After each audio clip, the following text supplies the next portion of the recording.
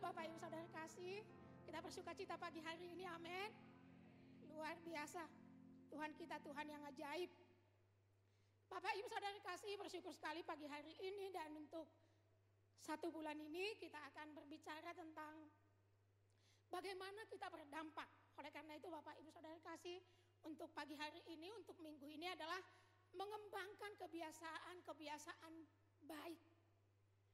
Ya Bapak Ibu Saudara kasih, ketika merenungkan ini bahwa tidak sedang membangun Bapak Ibu, tapi mengembangkan. Kenapa? Bapak Ibu Saudara kasih, kita akan masuk di dalam ayat firman Tuhan dalam Filipi, Efesus Bapak Ibu Saudara kasih.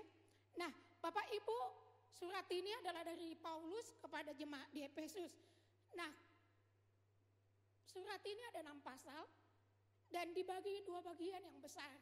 Kalau yang pertama sampai ketiga Bapak Ibu Saudara kasih, itu adalah pengajaran tentang bahwa Kristus adalah keutamaan dalam penebusan. Kita bisa lihat itu Bapak Ibu di pasal yang kedua. Kalau kita bisa lihat bahwa keselamatan itu adalah kasih karunia, itu bukan pekerjaan kita. Itu diberikan secara cuma-cuma ketika kita percaya. Dan di pasal yang ketiga juga Bapak Ibu Saudara kasih, di situ dikatakan bagaimana kekayaan bagi orang-orang yang sudah dipilih oleh Tuhan.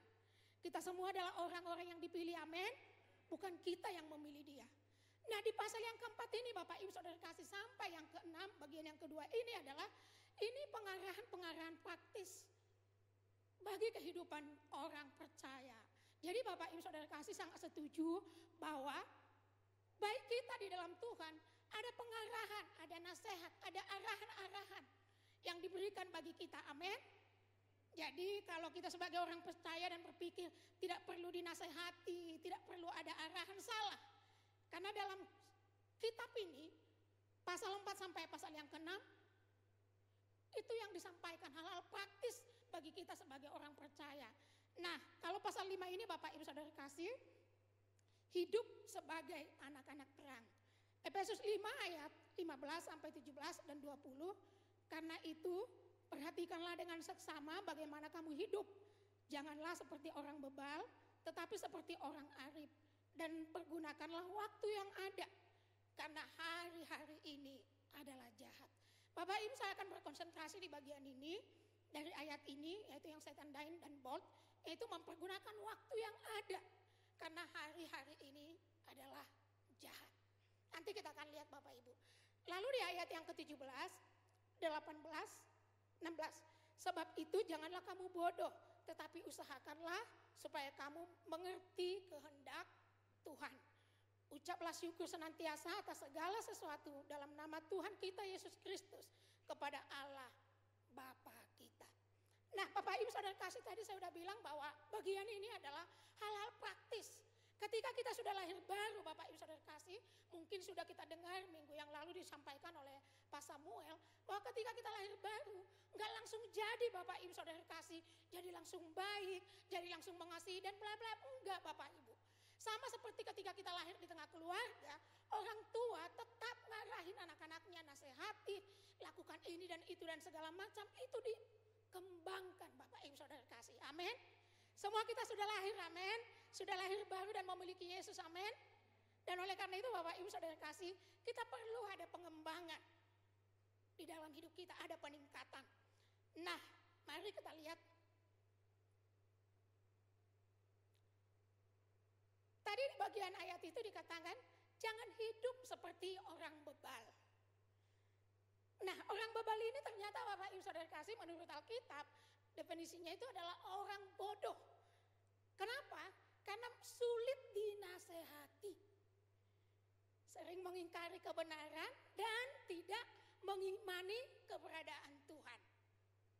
Jadi ini yang Alkitab bilang Bapak Ibu, orang bebal. Orang yang gak mau dinasehatin. Orang merasa udah hebat, udah tahu dan segala macam. Nah bagi kita, khususnya kita yang masih muda, kalau ada yang menasihati kita, harusnya kita berterima kasih. Setuju? Setuju? Saya belum dengar anak-anak muda nih. Setuju? Tidak sakit hati? Jangan jadi orang yang bebal, karena dikatakan orang bebal itu gak mau dinasehati. Gak peduli, pokoknya semaunya. Apa yang aku mau gitu. Dan kalau kita lihat hari-hari ini, kebanyakannya seperti itu. Dan Alkitab bilang di dalam Mazmur 14 ayat yang ke-1, orang bebal itu berkata dalam hatinya, tidak ada Allah. Orang bebal bilang gak ada Allah. Itu sebabnya dia hidup semaunya. Itu sebabnya dia mau lakukan apa saja yang dia mau. Gak mau diatur, gak mau dinasehati, gak mau ditegur, gak mau diarahkan. Itu orang bebal. Mungkin kita akan bilang, enggak, saya enggak bilang tidak ada Tuhan. Tapi kalau tanpa kita sadari, kalau kita tahun demi tahun ada khotbah, ada nasihat, ada arahan dan kita enggak mau dengar, sebenarnya sama aja. Tapi saya percaya semua kita yang ada di sini adalah orang arif, amin. Kita percaya firman Tuhan itu menegur, menasehati, mengarahkan kita. Jadi Amsal 13 ayat 20, siapa bergaul dengan orang bijak, kita baca ya, 1, 2, 3 ya. Siapa bergaul dengan orang bijak menjadi bijak. Tetapi siapa berteman dengan orang bebal menjadi malang. Jangankan jadi orang bebal, berteman aja jadi malang.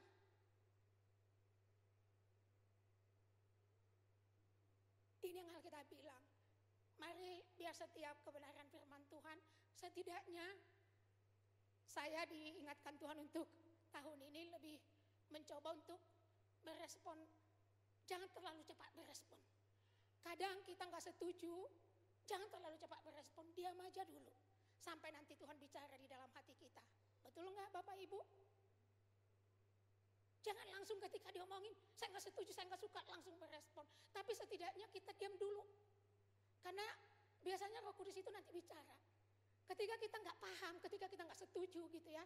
Tapi ada kondisi, ada saat-saat, nanti Roh Kudus itu bicara. Semua kita pernah ngalamin, amin. Dan sangat bagus sekali kalau kita belum langsung kasih respon. Sampai nanti Roh Kudus itu menaruhkan sesuatu. Kalau itu tidak seperti yang kita harapkan, tidak seperti yang kita mau. Amin ya. Kita semua menjadi orang arif, amin. Menjadi orang arif adalah ketika kita mau dengar-dengaran, menghargai nasihat, arahan. Walaupun itu kadang gak selalu enak. Tapi mari mencoba untuk diam dan berdiskusi dengan Tuhan. Tanya Tuhan, Tuhan tolong saya. Saya gak setuju ini, saya gak suka ini sebenarnya. Tapi Tuhan tolong saya. Jadi orang kebalikan dari orang bebal adalah yaitu tadi melibatkan Tuhan. Tapi orang bebal gak mau tahu, gak peduli, dia ngomongin gak mau. Pokoknya semaunya gak mau melibatkan Tuhan. Apa saja keputusan, apa saja yang mau dia buat seperti yang dia mau. Masih banyak orang Kristen kayak begitu. Melakukan apa saja tergantung apa yang dia mau, apa yang dia pikirkan gitu ya. Tapi bagian ini mengatakan jangan hidup seperti orang bebal. Bahkan bersahabat pun dengan orang bebal kita jadi malang juga katanya.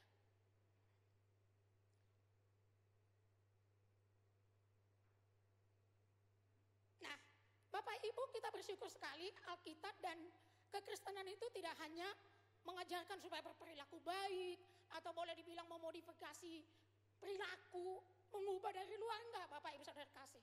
Alkitab tidak hanya mengajarkan untuk kita berperilaku baik, melakukan memiliki kebiasaan-kebiasaan baik, enggak.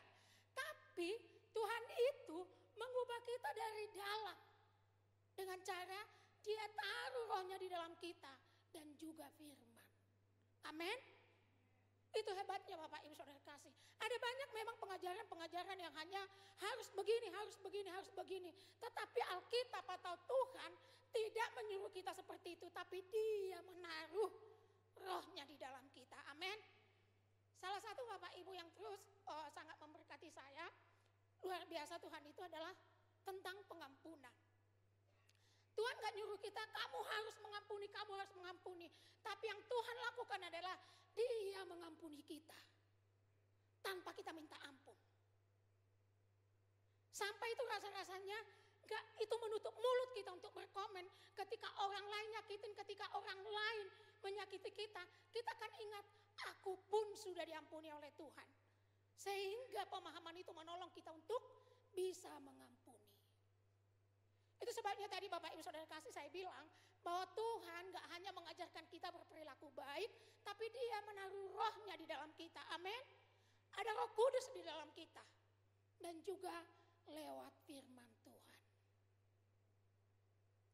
Filipi 2 ayat yang ke-13. Karena Allah lah yang mengerjakan di dalam kamu kemauan maupun pekerjaan menurut kerelaannya. Amin Bapak Ibu. Kalau kita ada di sini, kita bisa berbagi. Sebenarnya karena Tuhan yang mengerjakan di dalam hati kita. Tuhan mengerjakan di dalam hati kita. Itu hebatnya Bapak Ibu Saudara kasih. Bahwa kekristenan itu bukan cuma sekedar pengajaran, merubah perilaku yang baik, bukan. Tapi ada Roh Kudus di dalam kita. Itu sebabnya juga kenapa kita sering merasa, kok aku tergerak ya untuk ngasih. Kok aku tergerak ya untuk berespon baik Bapak Ibu Saudara kasih. Kita ngerasa itu bukan tipe saya. Tapi Tuhan mengerjakan di dalam hati kita. Amin. Ada banyak Bapak Ibu saya percaya kalau disuruh kesaksian pasti semua punya pengalaman. Kenapa ya saya sekarang udah jadi lebih baik, lebih murah hati. Masing-masing kita bisa bilang begitu. Kenapa? Karena Roh Kudus itu ada di dalam hati kita. Dan lewat firman-Nya. Karena Allah yang mengerjakan di dalam kamu baik kemauan maupun pekerjaan menurut kerelaannya. Tuhan yang mengerjakannya. Amin. Bersyukur sekali kita lahir baru. Bersyukur sekali kita Tuhan menyelamatkan setiap kita. Dan Tuhan menaruh rohnya di dalam kita. Kembali Bapak Ibu ke poin yang tadi di dalam Efesus itu. Dikatakan supaya kita mengerti kehendak Allah. Kadang banyak orang berpikir, ya gimana ya kehendak Allah itu seperti apa ya? Ya Bapak Ibu kalau dibilang memang susah untuk memahami ya jelas. Karena Tuhan kita itu Tuhan yang besar. Kita ini kecil sekali. Jadi jangan terlalu berpikir bahwa kita langsung bisa memahami sepenuhnya, enggak. Tapi luar biasanya Tuhan juga yang akan bekerja di dalam kita, menolong kita untuk bisa mengerti kehendaknya Allah. Amin. Dia yang menolong kita juga. Dengan cara apa? Bagaimana kita mengerti kehendak Allah Bapak Ibu Saudara kasih? Dengan memperbaharui pikiran kita dengan firman Tuhan. Roma 12 ayat 1. Janganlah kamu menjadi serupa dengan dunia ini, tetapi berubahlah oleh pembaharuan budimu, sehingga kamu dapat membedakan manakah kehendak Allah, apa yang baik, yang berkenan kepada Allah, dan yang sempurna. Berubah oleh pembaharuan budi. Pembaharuan budi Bapak Ibu Saudara kasih, kita jadikan firman itu menjadi tolak ukur di dalam hidup kita. Karena kita sudah terlalu terbiasa ada di dunia ini, dan kadang tanpa kita sadari ada banyak standar yang dunia ini kita pakai juga di dalam hidup kita. Tapi firman ini mengatakan berubahlah oleh pembaharuan budimu. Juga di dalam Filipi 4 ayat yang ke-8, di sini dikatakan jadi akhirnya saudara-saudara, semua yang benar, semua yang mulia, semua yang adil, semua yang suci, semua yang manis, semua yang sedap didengar, semua yang disebut kebajikan dan patut dipuji, pikirkanlah semuanya itu.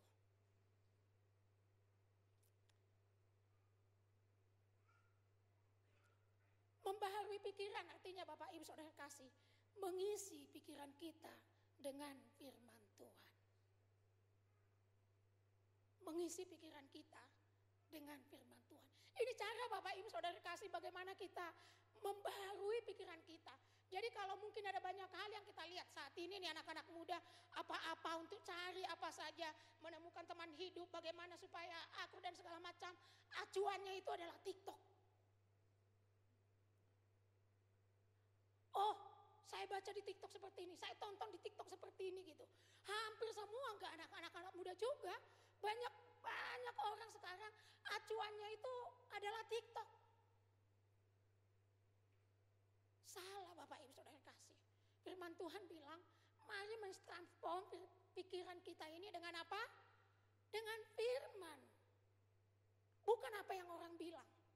Apalagi semua yang berseleweran itu di TikTok dan segala macam itu. Bukan Bapak Ibu Saudara kasih. Apalagi anak-anak mahasiswa. Tapi apa yang firman Tuhan bilang? Mari mari mengisi pikiran kita dengan bagaimana kita berhubungan, bagaimana kita memberi, semuanya aturan di dalam hidup. Membaharui pikiran dengan firman Tuhan juga membuat firman Tuhan itu sebagai landasan, pondasi dalam seluruh keputusan atau perencanaan hidup kita. Setiap kali kita mau melakukan apapun, merancangkan apapun, mari kita mengizinkan Tuhan juga intervensi, kita mengizinkan Tuhan juga berbicara buat kita, amin. Karena gak selalu apa yang menurut kita itu baik, itu seperti yang Tuhan mau. Tapi apa yang Tuhan mau, itu pasti yang terbaik bagi kita, amin.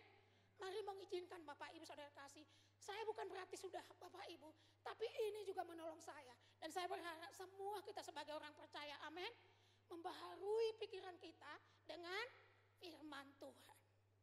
Jadi bukan apa yang saya pikirkan, tapi mencoba apa ya yang Tuhan bilang, apa ya yang Tuhan mau. Semua patokannya, semua acuannya adalah firman Tuhan. Sekarang banyak sekali, supaya sehat harus begini. Enggak masalah, boleh, tapi sekali lagi, mari lebih mempercayai dan menjadikan firman itu menjadi fondasi dasar segala sesuatu di dalam hidup kita. Karena kemampuan atau hal-hal yang kita buat itu sangat terbatas. Tapi ketika kita percaya kepada firman Tuhan itu tidak pernah gagal. Dia sanggup melakukan apa yang dia ucapkan, amin. Mari mulai taruhkan itu di dalam hati kita. Dan juga menetapkan batasan, tadi dikatakan semua yang baik, semua yang mulia. Ini perlu Bapak Ibu Saudara kasih, kita membuat apa yang perlu kita pikirkan. Kita harus Bapak Ibu Saudara kasih membatasi, kita yang harus membatasi. Saya nggak tahu kadang ketika mau tidur, dari tadi pikirannya ke sini udah kemana-mana, sampai nggak tidur. Pernah Bapak Ibu ngalamin? Udah kemana-mana muter gitu ya. Mari berkata, berhenti kepada pikiran kita, amin. Kita menaruh batasan-batasan apa yang perlu kita pikirkan. Karena itu tanggung jawab kita. Karena tadi dikatakan semua yang manis, semua yang mulia, pikirkanlah semua itu, amin. Saya kadang Bapak Ibu Saudara kasih, ketika sebelum tidur, karena godaannya sebelum tidur itu bisa, aduh nanti gimana ya, kalau udah usia segini, kalau begini, kalau begitu, kadang. Atau ketika mulai, katanya kalau udah usia 40-an ke atas itu, udah mulai berkurang ini, kesehatan udah menurun segala, mulai dipikirin lagi. Saya butuh menegaskan pikiran saya, berhenti. Saya suka bilang berhenti. Aku percaya bahwa Kristus mengatakan kesembuhan itu sudah dijamin oleh Tuhan karena oleh bilurnya aku sembuh. Lalu mulai berpikir lagi, udah usia gini nanti gimana dong, berapa tahun lagi, sekarang kesulitan dan segala macam. Saya bilang lagi, stop. Jangan berpikir yang macam-macam. Saya Bapak Ibu Saudara kasih, saya harus membuat seperti itu. Atau bahkan ketika bernegatif thinking atau kenapa ya kok orang itu kayak begitu ya? Kenapa ya? Saya harus menghentikan pikiran saya. Amin. Ini tanggung jawab kita Bapak Ibu. Karena semua hal boleh terjadi. Tapi tanggung jawab kita membuat batasan apa yang perlu kita pikirkan, apa yang tidak. Itu bukan tanggung jawab Tuhan. Itu tanggung jawab kita masing-masing. Amin. Saya punya saudara begitu Bapak Ibu, aduh punya kakak hampir 1 tahun itu nggak tahu berapa kali ke rumah sakit. Masuk rumah sakit keluar lagi, setiap kali ditanya apa, iya saya memikirkan ini dan itu. Lalu saya tanya, terus setelah dipikirin beres enggak? Enggak juga. Terus ngapain rugi? Udah sakit, bayar lagi ke rumah sakit, tapi masalahnya enggak kelar juga, terus ngapain? Betul Bapak Ibu? Sampai rasanya saya itu 1 tahun itu bisa sampai 7 kali loh besuk dia ke rumah sakit. Hanya begitu aja, pikiran gitu ya. Saya bilang emang cuma kakak yang mikir, kita semua enggak. Tapi kita memilah apa yang perlu dipikirkan. Amin. Amin. Pikirkanlah apa yang perlu dipikirkan hanya Tuhan. Dia indah, dia mulia, dia kudus, dia suci. Amin. Itu Tuhan kita, mari membatasi pikiran kita. Jadi Bapak Ibu Saudara kasih, untuk bisa mengerti kehendak Tuhan adalah membuat firman itu menjadi patokan, landasan di dalam hidup kita. Amin. Kita mulai ya, mumpung ini tahun yang baru ya Bapak Ibu, amin. Mari bertekad, aku mau tahun ini mau belajar, mau mulai. Itu gunanya kita dengar firman, amin. Sama-sama amin. Kita semua mau amin. Amin Bapak Ibu. Semakin sering kita melibatkan Tuhan dalam segenap kehidupan kita, maka kita akan semakin peka dengan tuntunan dan arahan Tuhan. Kalau kita nggak mau melibatkan Tuhan Bapak Ibu, itu sebabnya asing bagi kita ketika Tuhan bicara di dalam hati kita. Tapi semakin kita melibatkan Dia dalam segala perkara, bukan hanya perkara yang besar, tapi bahkan perkara yang kecil sekalipun, itu membuat kita akan semakin peka. Jadi kalau kadang kita berpikir, kok dia bisa ya? Katanya Roh Kudus bicara di dalam hati dia. Itu gak aneh Bapak Ibu. Harusnya sebagai orang percaya, itu adalah pengalaman kita semua. Amin. Amin. Semua kita punya Roh Kudus, amin. Jadi kalau orang bilang, Tuhan berbicara di dalam hati saya, itu mah bukan tingkat dewa. Aduh, rohaninya luar biasa. Enggak. Memang seharusnya semua kita seperti itu, amin. Amin ya. Jadi kalau belum Bapak Ibu, karena kita belum membiasakan aja. Setuju kita mau membiasakan, amin. Sampai kita semakin peka nanti. Karena harusnya itu yang terjadi dalam hidup kita sebagai orang percaya. Karena kita anak, ada rohnya di dalam kita, amin. Baik Bapak Ibu. Nah, semakin peka dan ini juga yang menolong kita bisa menggunakan waktu dengan baik. Karena tadi dikatakan adalah untuk menggunakan waktu karena hari-hari ini jahat. Saudara nggak Bapak Ibu saudara kasih tambah hari tambah jahat keadaan ya. Saya ngerasa Bapak Ibu bukan hanya anak-anak tapi semua gitu. Hari-hari ini teknologi ini, aduh Bapak Ibu, sangat-sangat itu pergumulan kita masing-masing saya pikir ya untuk bisa menolong kita tetap bijaksana. Nah di sini dikatakan dalam 1 Korintus 10 ayat 23, segala sesuatu diperbolehkan, benar, tetapi bukan segala sesuatu berguna. Segala sesuatu diperbolehkan, benar, tetapi bukan segala sesuatu membangun.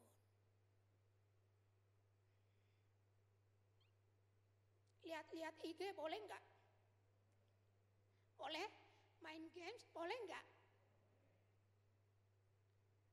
Macam-macam Bapak Ibu dikatakan segala sesuatu boleh, tapi tidak segala sesuatu membangun. Sampai bingung Bapak Ibu saudara kasih hari-hari ini. Saya juga kadang bingung, Tuhan tolong untuk ngarahin juga. Saya juga kadang bingung gitu ya. Sebegitunya orang-orang sekarang kayak saya senang kemarin ketika di kelas agama dan Pak Sam bilang untuk semua tidak boleh pegang handphone. Karena sebelumnya gampang banget gitu ya, juga bingung gitu ya. Mahasiswa-mahasiswa sekarang pokoknya dari masuk sampai pulang kadang hanya lihat handphone gitu. Saya coba berpikir kira-kira dia bisa nangkap gak ya gitu pembelajaran itu gitu. Kadang juga dalam firman Tuhan, ketika firman Tuhan, saya juga kadang sedih juga gitu ya. Kalau firman Tuhan, saya nggak tahu sih kalau firman Tuhan ya mungkin ada ayat firman Tuhan gitu ya. Tapi distraksinya itu kita tergodanya itu lebih banyak gitu. Saya sih lebih setuju kalau lihat aja sih gitu, yang pembicaraannya gitu ya. Karena kalau lihat handphone nanti tiba-tiba ada notifikasi dan segala macam, padahal nggak penting. Masalahnya nggak bisa bilang nggak boleh pakai handphone, nggak boleh ada internet, nggak mungkin Bapak Ibu. Tapi bagian ini akan menolong kita sebagai orang-orang yang punya roh Tuhan, akan menolong kita bahwa segala sesuatu itu boleh. Tapi itu akan menolong kita mengingatkan, Roh Kudus akan mengingatkan kita, berguna enggak? Berguna enggak gitu. Patokannya nanti ke sana dan Roh Kudus akan mengerjakannya. Dan untuk menggunakan waktu juga Bapak Ibu Saudara kasih dengan baik, ya mungkin kita perlu membuat daftar hal-hal yang perlu dilakukan terlebih dahulu, ada prioritas. Lalu ada yang gak terlalu penting gitu ya. Kalau mahasiswa ITHB pasti udah tahu, udah bagus banget. Saya juga diberkati setiap kali pembelajaran bagaimana memanage waktu dengan baik. Ada hal-hal yang harus dipersiapkan terlebih dahulu. Dan menurut saya itu sangat penting sekali. Karena bisa dibayangin kalau kita tidak membuat itu, kita bisa seperti mengalir aja kayak air gitu ya. Gak tahu kemana, tiba-tiba udah hilang. Jadi memang perlu untuk bijaksana dengan mengelola waktu ini adalah membuat daftar hal-hal yang perlu, yang bermanfaat untuk tujuan hidup kita, untuk visi hidup kita, kegiatan-kegiatan ini perlu menjadi prioritas di dalam hidup kita. Amin. Khususnya juga baik mahasiswa-mahasiswa gitu. Saya kadang bingung, mahasiswa tapi nggak ada keinginan untuk belajar gitu, terus ngapain gitu. Lebih banyak waktunya untuk main, lebih banyak waktunya untuk yang nggak penting gitu ya. Itu udah melenceng sebenarnya. Jadi memang perlu bagi kita, bukan hanya mahasiswa tapi kita juga gitu ya. Tahun ini kira-kira apa ya yang paling penting gitu, yang harus kita buat duluan. Perlu mungkin Bapak Ibu. Ini kebiasaan yang pertama adalah membuat daftar itu tadi Bapak Ibu, untuk kita bisa membuat prioritas di dalam hidup kita. Yang kedua, meningkatkan diri. Meningkatkan diri ini Bapak Ibu Saudara kasih, saya ketika merenungkan ini apa ya Tuhan, tapi yang Tuhan taruhkan ilustrasi seperti ini. Sebagai orang tua ketika punya anak, dari anak ini kecil, udah bertumbuh usianya, tapi dalam hal apapun, knowledge dan segala macam gak berkembang. Kira-kira orang tuanya senang gak? Enggak kan? Enggak bertambah apa-apa, usianya aja yang bertambah, tubuhnya aja yang semakin bertambah, tapi enggak pengertian, hikmat, dan segala macam itu enggak ada. Nah pasti orang tua juga enggak senang gitu. Saya membayangkan Tuhan juga begitu sama kita. Tuhan mau ada peningkatan di dalam hidup kita, amin. Dalam segala aspek.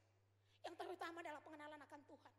Yang luar biasanya Lukas 2 ayat 52. Dan Yesus makin bertambah besar dan bertambah hikmatnya dan besarnya, dan makin dikasihi oleh Allah dan manusia. Amin. Yesus saja dikatakan bahkan dia sebagai Tuhan, ketika dia jadi manusia, tiap tahun bertambah usia, bertambah hikmat, dan semakin dikasihi Allah dan juga dikasihi oleh manusia. Ini juga bagian setiap kita, amin. Bertambah di dalam hidup kita. Pengenalan akan Tuhan, hikmat yang dari Tuhan yang bertambah, itu juga akan membuat hidup kita semakin disukai oleh orang. Bukan hanya karena kebiasaannya, tapi pengenalan akan Tuhan. Dan ternyata bukan hanya Tuhan loh. 1 Samuel 2 ayat 26, Samuel juga. Tetapi Samuel yang muda itu semakin besar dan semakin disukai, baik di hadapan Tuhan maupun di hadapan manusia. Bapak Ibu, ini tadi contohnya adalah Yesus, tapi juga adalah Samuel. Kalau kita bilang, oh iyalah dia kan Tuhan gitu ya. Dia semakin bertumbuh, dia semakin hikmat dan disukai oleh Tuhan. Ya iya karena dia Tuhan. Tapi Alkitab juga mencatat, ada Samuel yang dari waktu ke waktu juga bertambah usianya gitu ya, tapi juga semakin disukai oleh Tuhan. Itu tadi membangun pengenalan akan Tuhan, amin. Itu perlu. Kalau minggu lalu udah dibagikan bagaimana tentang talenta, itu juga karena Tuhan tidak menciptakan kita tanpa ada talenta di dalam hidup kita. Ada potensi yang luar biasa besar di dalam kita karena roh Tuhan ada di dalam kita, amin. Yang pasti tidak sama, tetapi Tuhan mau setiap kita berkembang, terjadi peningkatan, amin. Dan ini paling dirasakan oleh orang-orang di sekeliling kita. Biarlah orang-orang yang kenal kita, mungkin orang tua, mungkin teman, mungkin di pekerjaan, semakin waktu, semakin tahun, semakin senang, bangga, bersyukur dengan kehadiran kita ada di sana, amin. Karena sejatinya begitulah hidup kita, terjadi peningkatan.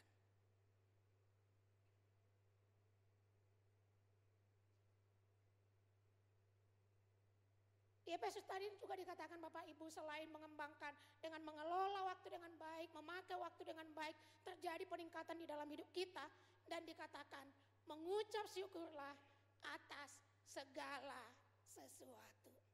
Mengucap syukur dalam kondisi baik gampang? Sangat mudah Bapak Ibu. Tapi saya bersyukur Bapak Ibu di dalam Yakobus, kita akan lihat kenapa ya kok dikatakan bisa mengucap syukur dalam segala sesuatu. Yakobus 1 ayat 2 sampai 4. Saudara-saudara, anggaplah sebagai suatu kebahagiaan apabila kamu jatuh ke dalam berbagai-bagai pencobaan. Ada yang pengen ada pencobaan kesulitan di dalam hidupnya? Nah, gimana dong Alkitab ini? Hampir semua manusia ingin menjauhkan diri. Semoga tidak ada pencobaan, semoga tidak ada kesulitan, semoga tidak. Sering Bapak Ibu kita berpikir begitu. Dan kita berpikir kalau nanti tidak ada kesusahan, uang udah banyak, sekolah berhasil, semuanya baik-baik aja. Wah, aku bisa bersyukur kepada Tuhan. Tapi ternyata ketika kita ada di dunia ini, gak ada kondisi seperti itu Bapak Ibu. Gak ada. Itu sebabnya ayat ini ditulis. Saudara-saudara, anggaplah sebagai suatu kebahagiaan apabila kamu jatuh ke dalam berbagai-bagai pencobaan. Gak hanya satu kesulitan, gak hanya satu penderitaan, tapi berbagai-bagai. Sebab, kita lihat, sebab kamu tahu bahwa ujian terhadap imanmu itu akan menghasilkan ketekunan. Karena ternyata kesulitan penderitaan itu mengubah juga sebagai alat yang dipakai oleh Tuhan untuk mengasah karakter kita. Jadi kalau kita memusuhi penderitaan, gimana kita nanti bereksperimen, gimana kita nanti akan berubah Bapak Ibu. Selanjutnya, dan biarkanlah ketekunan itu memperoleh buah yang matang, supaya kamu menjadi sempurna dan utuh, dan tak kekurangan suatu apapun. Kalau saya bikin alurnya Bapak Ibu Saudara kasih, pencobaan demi pencobaan itu yang terjadi di dalam hidup kita, itu membuat kita jadi tekun. Dan ketekunan ini Bapak Ibu Saudara kasih akan matang. Dan itulah yang membuat kita menjadi tidak kekurangan sesuatu apapun. Kalau kita hanya enak dari kecil, tidak pernah ada kesulitan, semua tersedia. Apa nikmatnya hidup? Tapi ketika kita udah mulai belajar, ada kesulitan, kita mengandalkan Tuhan, kita melihat mujizat Tuhan. Dan sampai kapanpun kita hidup, kita gak takut lagi. Amin. Amin. Kita akan lebih enjoy menjalani kehidupan. Karena kita akan bilang, kemarin aja Tuhan tolong kok. Ini mah gak perlu takut. Dan kehidupan seperti inilah yang Tuhan mau. Amin. Bukan orang yang menghindari kesulitan, tapi kita tahu di dalam kesulitan itu Tuhan akan campur tangan. Amin. 1 Korintus 10 ayat 13 mengatakan, pencobaan-pencobaan yang kamu alami adalah pencobaan biasa. Karena Allah setia dan karena itu Ia tidak akan membiarkan kamu dicobai melampaui kekuatanmu. Pada waktu kamu dicobai, Dia akan memberikan jalan keluar sehingga kamu dapat menanggungnya. Amin. Tidak ada kesulitan, kesengsaraan yang tidak kita bisa tanggung di dalam Tuhan. Roma 5 ayat 3-4. Dan bukan hanya itu saja, kita malah bermegah, kita baca ya Bapak Ibu 1, 2, 3 ya. Dan bukan hanya itu saja, kita malah bermegah juga dalam kesengsaraan kita. Karena kita tahu bahwa kesengsaraan itu menimbulkan ketekunan. Dan ketekunan menimbulkan tahan uji. Dan tahan uji menimbulkan pengharapan. Amin. Bermegah di dalam kesengsaraan. Bukan kita cari. Karena kesulitan itu sudah ada di dunia yang sudah jatuh di dalam dosa. Tapi Tuhan menyertai kita, membuat kita supaya kita bisa melihat itu dengan cara yang berbeda. Sehingga kita bisa tetap selalu mengucap syukur kepada Tuhan. Amin. Karena mengeluh tidak akan mendatangkan kebaikan di dalam hidup kita.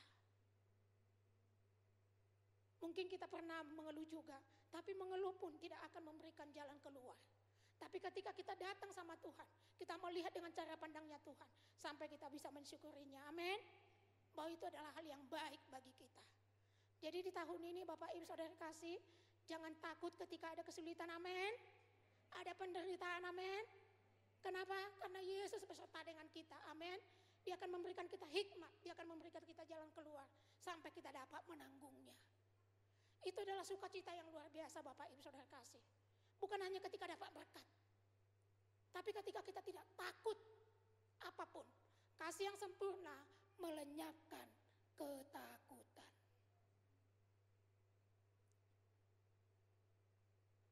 Sebagai penutup Bapak Ibu Saudara kasih, mungkin udah sering kita dengar ada pertanyaan, kenapa ya kok kita masih ada di dunia ini?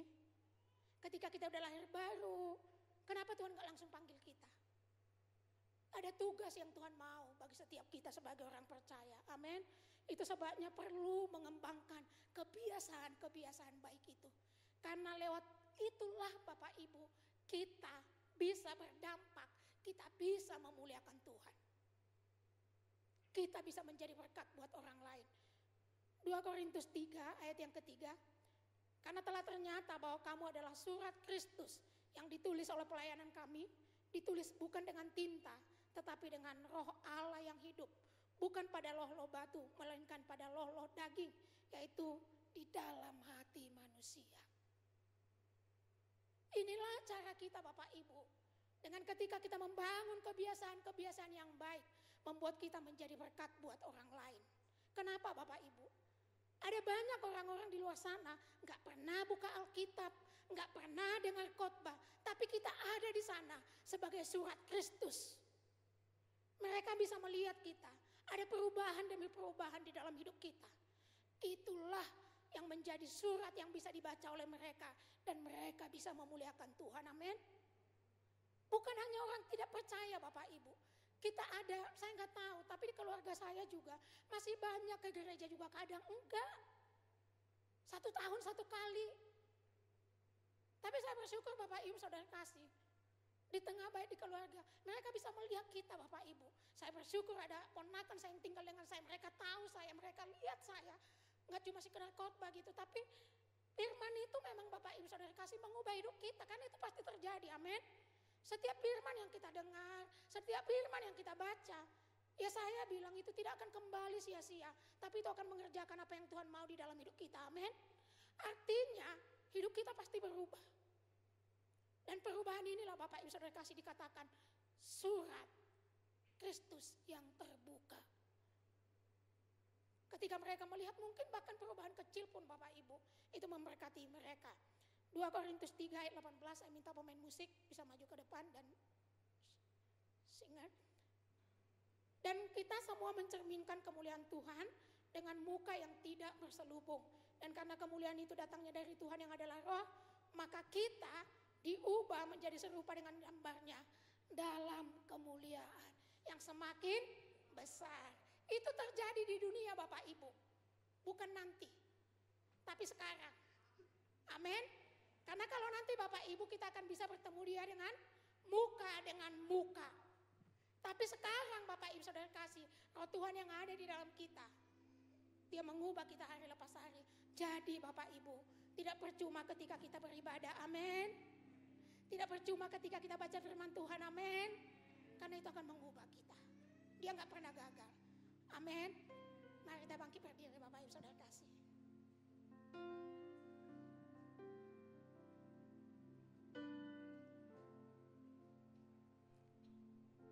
Kita naikkan pujian ini.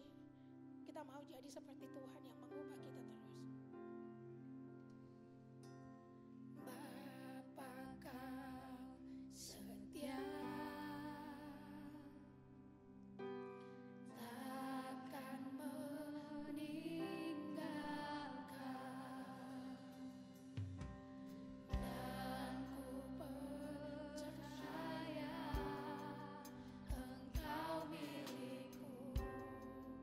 Dan ku milikmu.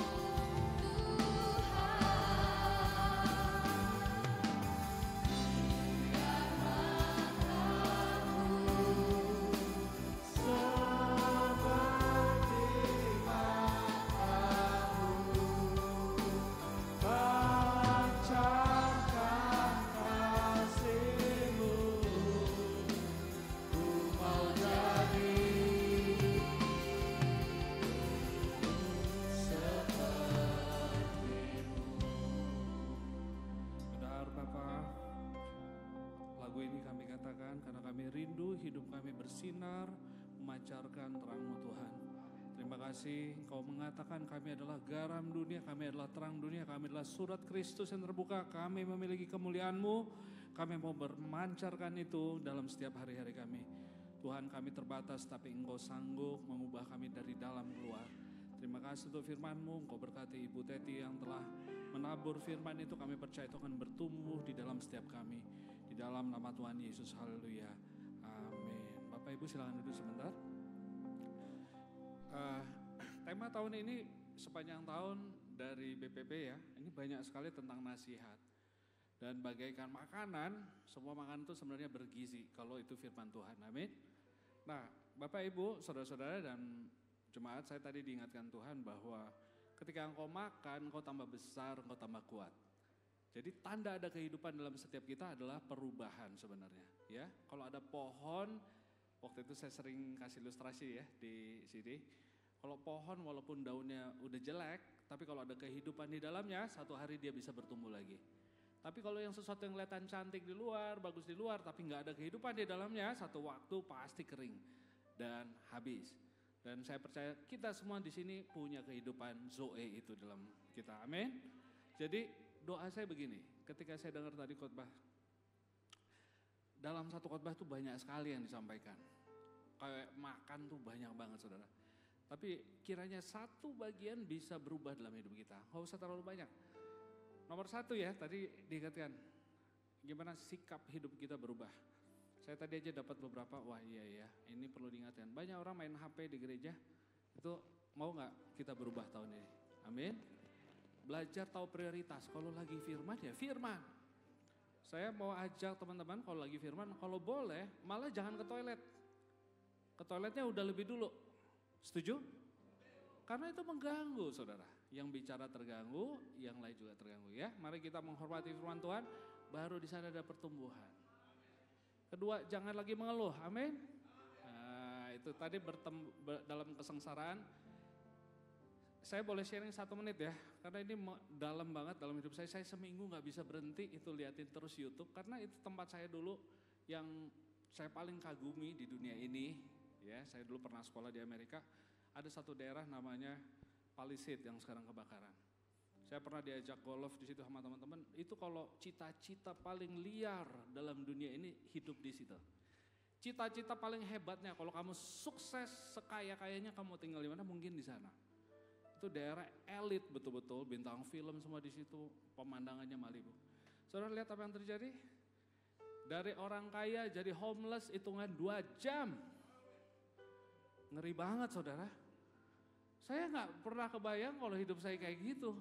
Punya rumah indah dengan koleksi museum yang, ada seorang ya keluar dari rumahnya, wawancara ditanya, wawancaranya di sana agak baik hati gitu ya, pakai otak juga, bukan nanya gimana.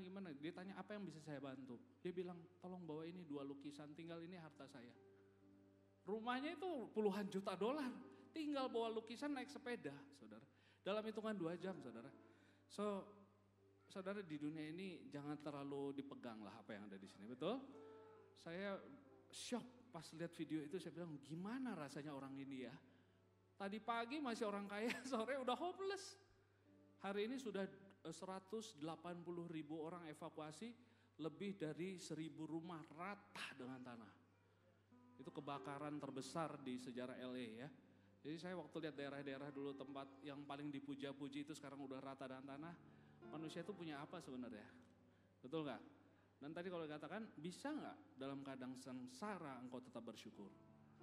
Kalau saya ada di situasi itu saya shock dan saya bersyukur saya gak minta mengalami kayak gitu sih. Tapi it happens. Dan di tengah-tengah wawancara ada satu orang tua ditanya sama pewawancara, gimana rasanya kamu kehilangan semuanya dalam hitungan 2 jam? Tahu gak dia jawab apa? Saya bisa gak ya sebagai anak Tuhan? Kita harusnya lebih bersinar, betul gak? Tahu gak dia jawab apa? Well, yang penting anakku, istriku, anak-anakku selamat. Semua itu cuma stuff, itu semua barang-barang. Tidak ada artinya dalam hidup saya, tapi orang-orang yang ku kasihi ada semua di sini. Gak semudah itu loh saudara, bisa jawab kayak gitu. Ya, jadi jangan sampai kita anak-anak Tuhan terlalu terpaku hari demi hari sama ngurusin yang sementara. Tadi saya baca karena ibu bawa ayat itu, saya tiba-tiba orang bebal ya, orang bebal katanya mengumpulkan harta lalu dibilang makanlah, nikmatilah, hiduplah bertahun-tahun, kau enjoy itu semua. Lalu Tuhan bilang malam hari ini jiwamu diambil, bukankah bodoh kamu menghabiskan waktumu untuk sesuatu yang gak bisa kamu nikmati. Ya, hari ini kalau kita mau nikmati Tuhan, mari kita nikmati di sini. Amin. Dan tidak peduli masalah kita punya Tuhan Yesus, kita punya kehidupan. Doa saya, akhir tahun ini semuanya udah tambah baik. Udah keluar buah-buah yang baru dalam hidup kita. Tumbuh kebiasaan baru dalam hidup kita. Ya, itu tema kita bukan hanya slogan, tapi nanti saya lihat anak-anak ini berubah semua. Bapak Ibu berubah semua. Mulutnya berubah, perkataannya berubah, sikapnya berubah, mindsetnya berubah. Haleluya. Amin. Mari kita bangkit berdiri, kita terima berkat Tuhan. Angkatlah tanganmu dan pulanglah dalam berkat Tuhan. Tuhan mengasihimu. Engkau adalah biji matanya. Dia memberkatimu dan dia melindungimu. Seluruh keluar masukmu dijaganya. Malaikat Tuhan menyertai engkau. Tuhan menyinari engkau dengan wajahnya, memberikan engkau anugerah, unmerited favor dalam keluargamu, dalam bisnismu, dalam segala studimu, kesehatanmu juga diberkati. Tuhan menghadapkan wajahnya kepadamu dan memberikan engkau shalom, damai sejahtera, hati yang penuh ucapan syukur di setiap situasi. Terimalah anugerah dari Allah Bapa. Kasih dan kuasa Tuhan Yesus menyertaimu, menolongmu. Dan sukacita hikmat dari Roh Kudus mengubahmu hari demi hari menjadi serupa dengan Kristus. Terimalah berkat Tuhan di dalam nama Tuhan Yesus. Sama-sama yang percaya katakan amin. Selamat hari Minggu, Tuhan Yesus memberkati.